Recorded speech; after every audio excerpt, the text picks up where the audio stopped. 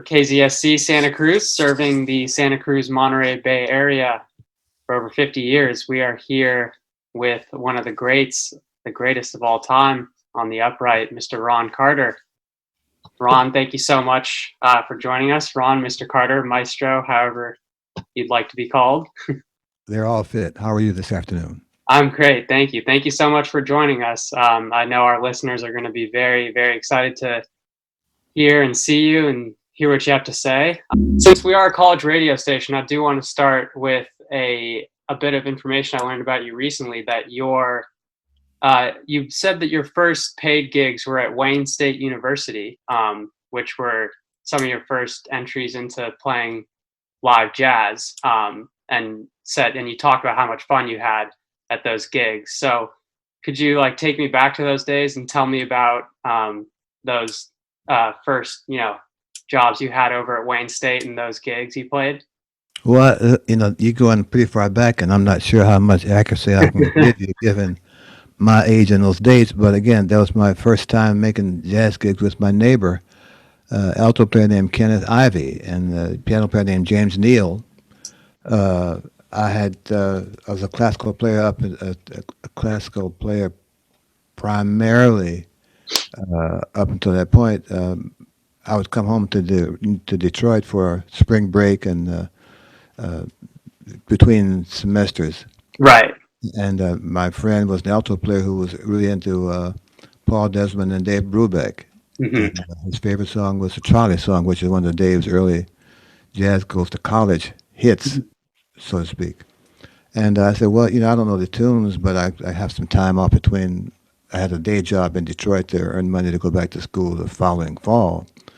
But I have some time, and then I have my bass because I drove back and forth from Rochester to New York. So I'll see what I can work out. Just show me the music or the lead sheet, whatever I need, and we'll figure something out. And he was very patient. He gave me a record. Remember those things? Record? Yeah, the record of this particular jazz goes to college to know what the bass player was playing on those records. And the first job was at a sorority function at a place called Belle Isle, which was a small island, Belle Isle. Yeah. and the sorority at Wayne University is called Wayne University then, I think. It got to be Wayne State later. Right. I think it's called Wayne State now, but yeah, so Wayne University at the time. Yeah, and they had these the sorority parties where they would hire bands, and they're a lot more subdued compared to what they seem to be today, And so it wasn't so much fun in and of itself, but it was an interesting learning experience for me to be able to play songs that we all knew with clearly a minimum amount of rehearsal because I was working my day job all day as they were working their individual jobs. And the fun, if it could be described, that would be seeing the result of me finding the right notes for these songs that I was just learning. Mm-hmm. Fun didn't take place till a couple of years later. Right. Yeah. Did you find it more, freeing, more, higher ability to take risks at, maybe lower stakes? I was clearly an amateur. It was just an interesting experience. I had nothing to relate it to other than playing Beethoven 5 and Mozart and Haydn and the classical library, which we all knew what the notes were. We had practiced them for days and hours, and we knew what our stand partner, as it was called, what he would do or she would do. So, there wasn't that kind of challenge in terms of the performance of the music. Mm-hmm. It was kind of all off our heads with a little bitty lead sheet with the changes, and that was kind of on my own. And I didn't understand how much trust they placed in my note choices because they were kind of learning the tunes too, Totally. Yeah. Well, speaking of classical music, for our listeners, for those who don't know, Ron grew up playing the cello before eventually picking up the upright in your senior year of high school, I believe, which led to an extraordinary career on bass. He was a member of the second great Miles Davis Quintet with Herbie and Miles and Tony Williams and Wayne Shorter, but you can find tons and tons of information and interviews with Ron about that, so we won't bore him with that today, because I'm sure he's gotten lots of questions about that in the past.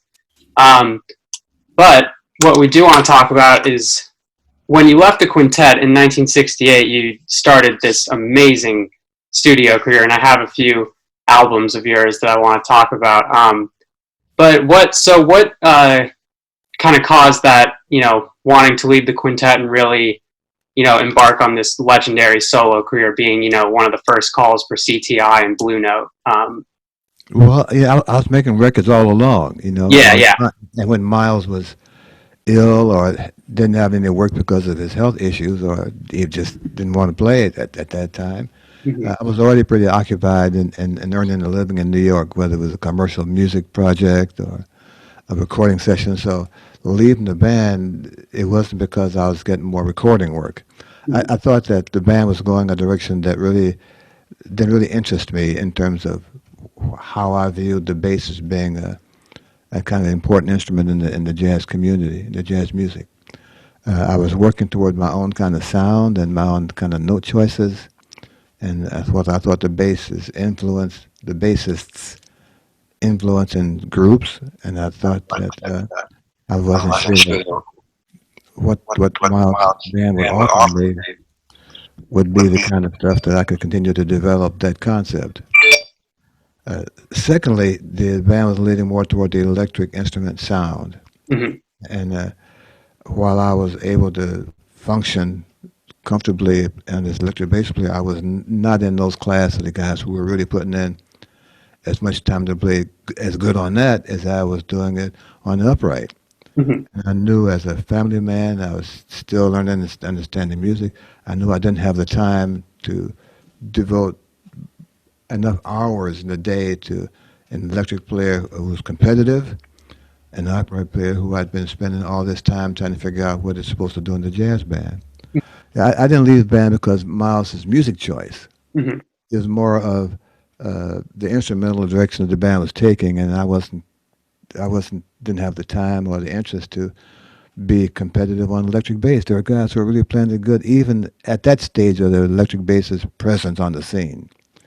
And I thought I had a sound on the bass and a choice of notes that may make it not that I would get more work, but that I would have the bass be a little more impactful in the group that I'd stumble into and get calls to do.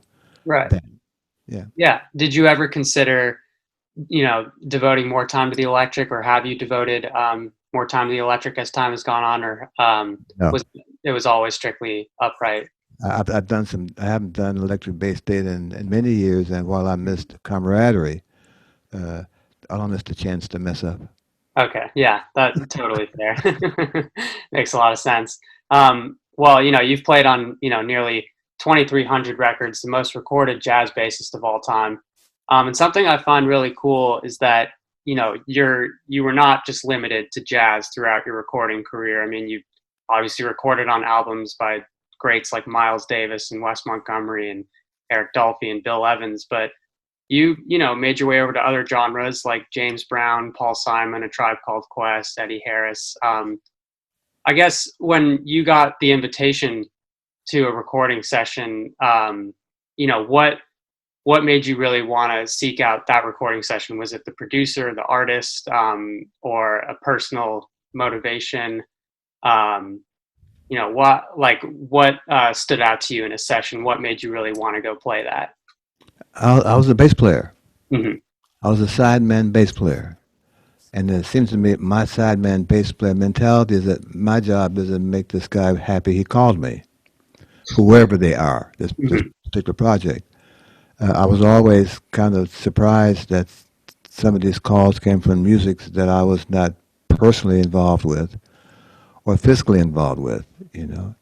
But I thought that whoever the producers were or the leaders of these particular projects had heard enough of my work to feel that I could make their project do whatever they thought I could bring to it, you know.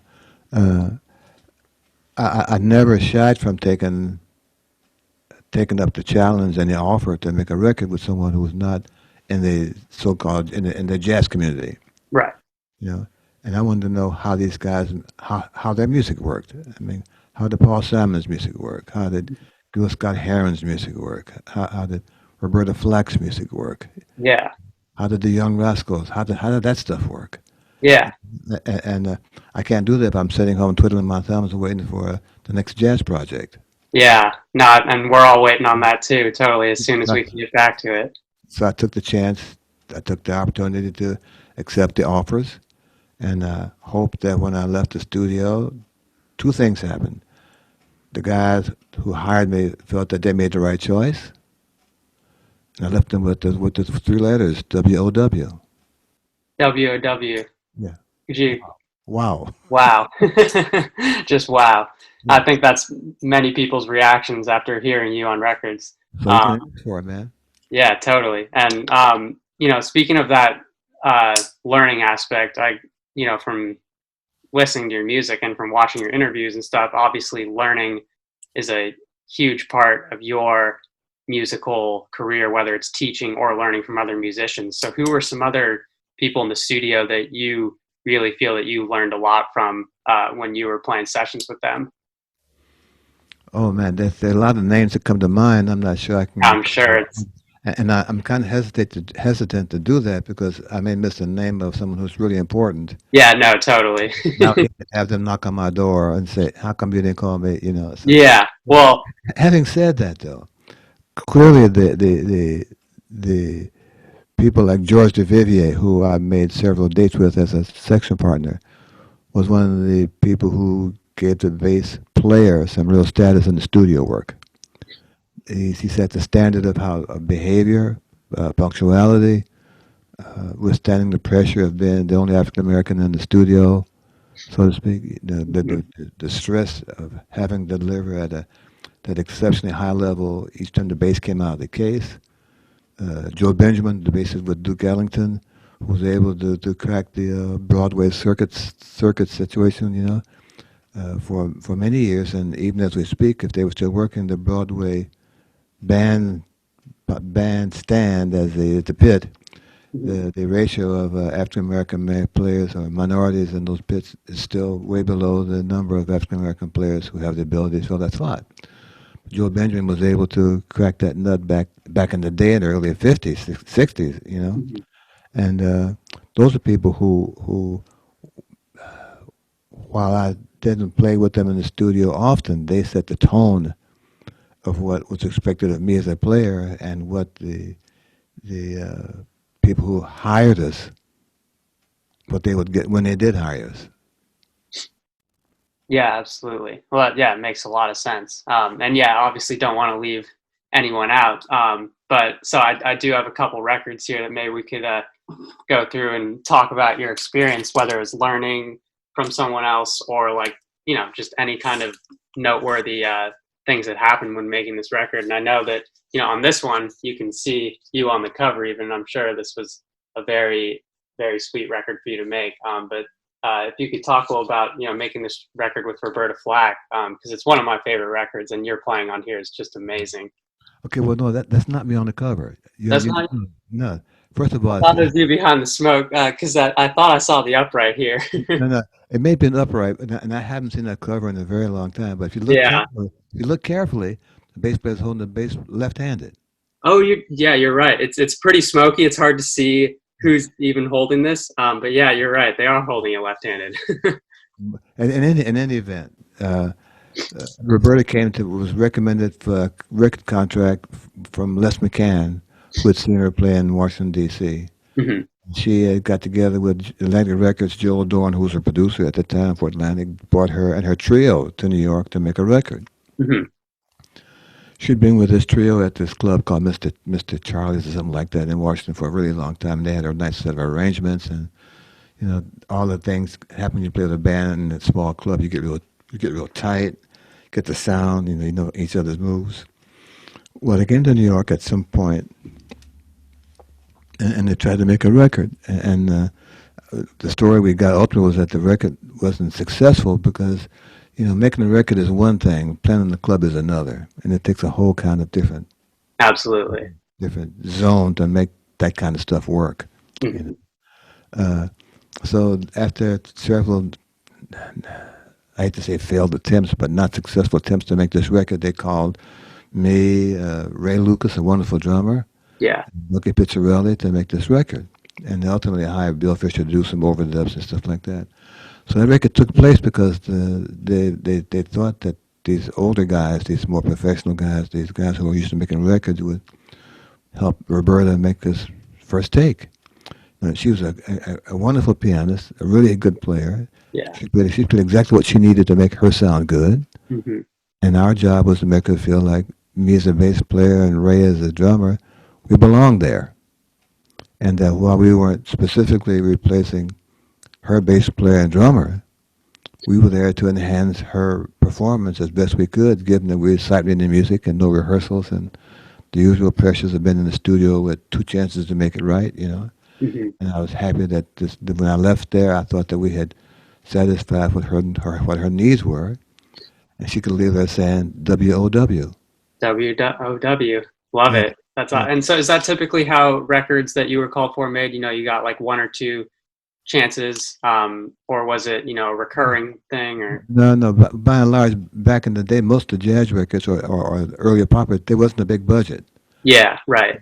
And overdubbing wasn't a big thing because it was expensive, and editing was a whole other concept that many engineers hadn't really had the skill level because they hadn't had to do much of it.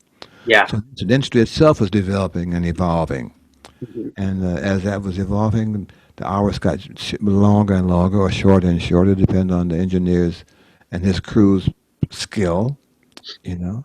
Uh, but by and large, you go in there with only one or two takes, and you go home and hope that you did a good enough job to get a call for the next project. Yeah, correct. Right, right. Well, evidently you definitely did enough good takes on the first try for sure. So here's another record of yours.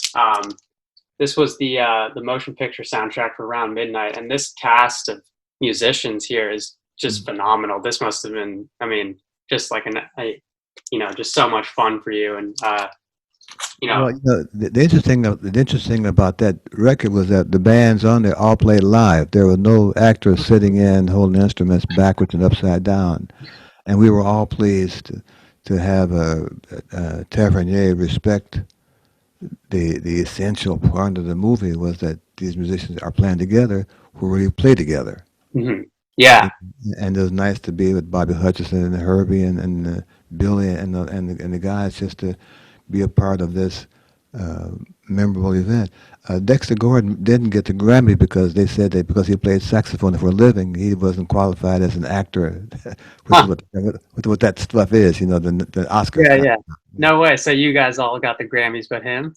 Well, we got him for a couple of tunes of the soundtrack, not for acting, not for Yeah, being right, on right. the stage. Yeah, Yeah. but it was fun to do that in Paris. We had a couple of days with the filming, and it was always fun to play with Billy and Herbie and Freddie. We had some great music moments, and again, we all felt quietly it was important that the production of the movie, centering around music, was having guys who really played the instruments and who really played with Dexter. So Hmm. it was a catch all, a win all, and a really authentic event for everyone involved. Yeah, absolutely. And so speaking of all these records that you were on, and you talked about Gil Scott Heron and Roberta Flack, and you played on Pieces of a Man. You also played on albums like He's Coming by Roy Ayers and Killing Me Softly by Roberta Flack, which are all monumental albums in the world of hip hop. And so speaking of hip hop, uh, on the Low End Theory by a Tribe Called Quest, Verses from the Abstract, you came in and played the bass live on top of the Heat Wave sample, which, you know, when sampling was just becoming a thing and just becoming mainstream, there was a lot of clash between, oh, it's stealing versus, oh, it's, I'm okay with it. You can take my music.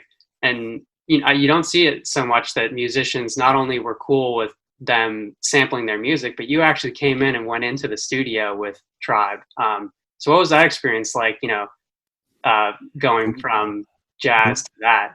Well, I got a call. I was teaching at City College, I think, at the time, and I got home from my day at school, and I got a message on my machine from a guy called Q-Tip, who wanted to talk about maybe a possible project. Mhm. And so I returned this call, and it's like a nice young man, and he said that he was doing a project with a group he was a part of called Tribe Called Quest, and they wanted to make a record pretty soon, and they wanted to have me be on the record. I said, well, I just walked in from school and put my book bag down and just kind of calm down from the day at school, and I'll get back to you really short. So in the meantime, it was a good time for me to call one of my sons who was really aware of the hip-hop music scene and asked him, did he know about this group called a Tribe Called Quest, and what was their music value, he thought. Well, he had the idea. He'd been around music for a long time. He had a good sense of not just his sense of what was good, but he's been around my friends to hear us talk about music and what the values were, and he thought that this group was one of the most musical ones of the group.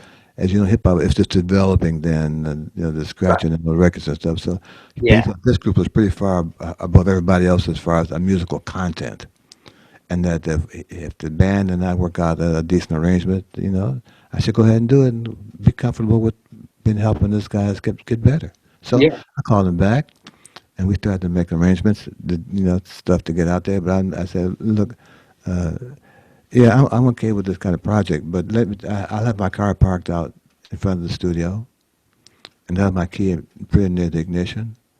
And if the language starts going sideways or the conversation is not my taste, then I will practice my exit. I will not be here. That's not my style. That's not my language skills. Not my concept. Right. And if you guys can understand my point of view and be respectful of what I want to do, we can have fun playing some music. Otherwise, it's not going to work for me. So, oh, Mr. Carter, we got this. Oh, no problem. Hey, man, look, I'm just telling you what the landmark is. Yeah. I said, well, let me get set up here. I'm going to come into the control room and plugged into the control board. And so just read the line to me so I know what the rhythm is and if there's a key center, a tone that's involved with the voice range. And just give me that kind of information. Otherwise, I'm kind of driving with one headlight. Right. I need to have some help. So they kind of gave me a rough sketch of the poem, I call it, and that's all I wanted. I want to hear what's their phrasing. Does their voicing sound excited? Is it low key? That kind of stuff to help me pick the range of the instrument and what notes I'm going to pick, what kind of sounds I want to do. Do I want to make just sounds or what real notes involved? And I know that I'll have two chances to make something really nice. After that, it's all a contest of my level of performance rather than what the music does for what I can do for it. So Hmm. uh, they rolled the tape, and I think the first tape was about half hour or so, and not very long. Hmm. And so I said, well, I can, now that I know how it feels and how it sounds, let me have one more chance at it. And so we did another take, and I thought it was really better than the first take, and I was comfortable to stop right there. Hmm. And they trusted my judgment because that saves them a lot of money. Hmm. You know? Yeah. And I thought that it won't get much better than that. Then it gets to be a contest with my own performance, and I'm not that kind of. I don't do that very well. I don't like to compete with myself. I want to try to make the music work. Hmm. Then Yeah. it becomes kind of predictable because I know what I'm going to do because I already did it 2 minutes ago. Hmm. So they accepted my point of view and made it work, and it turned out that they got the acclaim of being the record of the decade or something like that. I thought that Yeah. good for you guys because they're nice gentlemen, and they understood what music could do. And I've always felt a little pang of regret on two levels. One, that they didn't stay together very long to really take advantage of where they were now in the spectrum. And two, that more of those groups didn't stop to figure out, well, maybe if we add somebody live to our portrait, that we'll get something else going rather than what we're doing, rather than sampling and stealing stuff. And okay, that's what they're at. Mhm. I thought that those things could have been even more important to that industry, and unfortunately, they just didn't get that far that I hoped they would get that far. Right. Well, it must have been, quite a different experience, I guess, for you, going from Miles and Wes and Eric to going into the studio with Q-Tip. And was it not too much different? They're these guys who got a musical sound in their ear, Yeah, and they sure. and they picked me to try to help them figure out what it is and make it sound good. Yeah, Yeah, it's the same. absolutely. Yeah, and I had a good time with those kids. Yeah, Kids, well, kids. at the They're my time. age. Good kids. Yeah, yeah. Yeah, totally. Well, that's awesome. And, speaking of, melody, you're obviously just a very melodically driven player. I mean, some of your bass melodies are just fantastic. And I think, as you've said in previous interviews, it sounds like the cello had a significant impact on your bass playing. Could you talk a little bit about that relationship between, growing up as a cellist and then eventually making that switch, how the melody kind of stayed with you? Well, I think if I take anything back from the classical part of my musical career, it was how to practice, how to make the practices productive. I was having one lesson every week. I was 12, 13, 14, 15, something like that. I'm from a large family, and we had chores to do every day, and they had to get done. There were times that were difficult economically, because you know that time in American history. I was a full-time high school student at Cass Tech, a very high level junior college type of high school, and I was having lessons every week on the cello and trying to remain competitive at the musical atmosphere at Cass Tech or Lincoln High School in Detroit, where I was started really playing an instrument. So one of the things, the primary thing I took away from that is how to practice and make practice productive. And I try to get my students to understand that practicing is a learning experience that you get better at doing. You know, Hmm. uh, if I took anything from the musicality of cello playing, um, it was how important melodies can be if you play them correctly. I mean, yeah, for me, I have to understand the harmony. I have to understand the chords. I want to know where they go. I want to know why they have this kind of resolution. Hmm. What sets up the resolution? Is it over here or way over here? That kind of scientist mentality has allowed me to understand better what I try to do and how to self-analyze my order of bass notes for a bass line to understand that process. And not only has it allowed me to come up with some pretty decent ideas, but to be able to formulate into some books that I now publish. Yeah. And yeah, as you said, many written works on the bass and on jazz published by Mr. Carter that you can check out. And he's still teaching master classes, and definitely check out his Facebook Live events Thank if you. you haven't before. A lot of fun. Yay! Yeah, there you go. Little plug. Um, and speaking of those, that you know world, the classical music to jazz. So were you composing at all before you went into jazz, or is that something No, that you I not was strictly playing the cello parts and the orchestral literature. No. okay? Gotcha. And so was all music, a big influence on you from an early age, or were you strictly classical growing up? Because like we've been talking about, you ventured into all different kinds of music in the recording career of yours. But when you were growing up, what were you listening to? Primary classical music because I was a classical musician at the time. No, Mhm. I didn't start listening to jazz with any real intent until I left Detroit. Actually, when I graduated from Cass Tech and went to Rochester, New York, at the Eastman School of Music. My summers and my vacation time was I'd drive back to Detroit from Rochester and spend time with my family that still lived in Detroit and meet my friends who were my neighbors actually because they all lived down the street. Mhm. Those kind of musical conversations. Um, there were times when I would come home and Chet Baker, for example, would be working at Detroit at a little bar at the West End or a Levert Lounge, some kind of Detroit jazz club, and I went by one night to see what it was, and I said, whatever he said, I can do that. I said, can I sit in? And I said, no, you're not famous enough. And I said, okay, I got that. And that was it. Yeah, I wasn't offended. Mhm. Those are the rules to that game. Yeah. And as I've gotten older and got a little more, uh, I've learned some hostility. I wish I could find that guy right now and tell him, am I famous enough now? I think we'd all like to see how that conversation would play out. I spend my 10 Chet Baker records that I'm on and see, does this qualify to get in free, Yeah. Another step in life, and I've learned how to handle that. I'm past that stage. Right now, it's a light part of my life, and I appreciate that I got better because of that.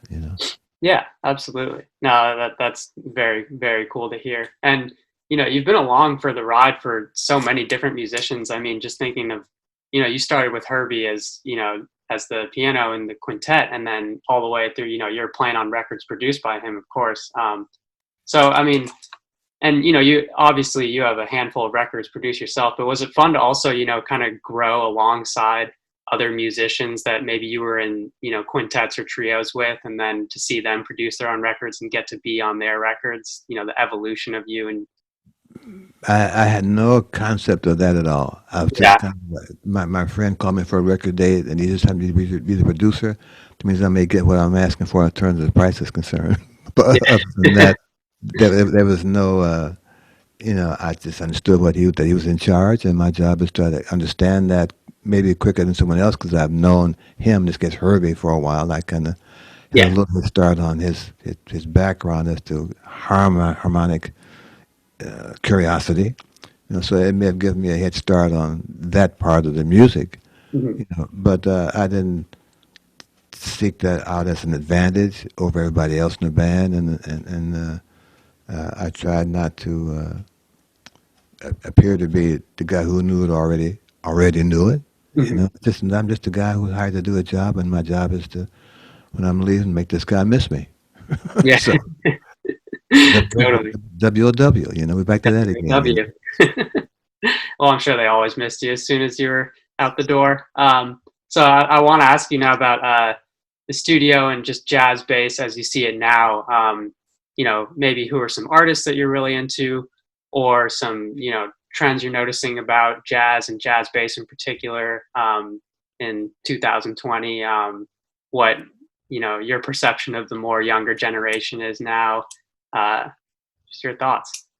Well, since I haven't really been out to a club to hear anybody that plays in, see, January, February, March, April, May, June, July, August, September, almost 8 months I haven't heard anybody play live. Yeah. And so my view of who's doing what right now is a little limited just because the opportunities haven't been available to me. Right.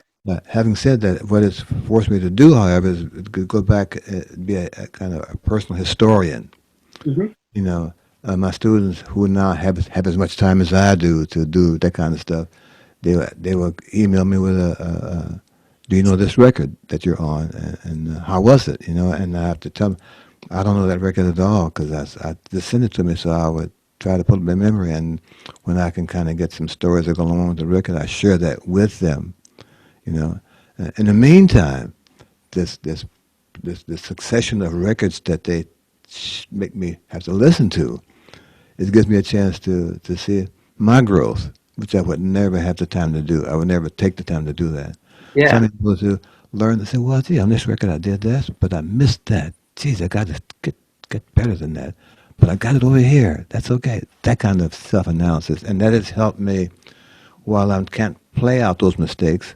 I can understand them right now. And hopefully when we get back to playing live, I can make those corrections and feel less terrible that I missed this note with this band because I didn't see it coming, sort of kind of thing. Right. That's interesting because, I was watching an interview of yours recently where you talk about how you don't like to go and listen to yourself back. You were there, you played the record, that's it.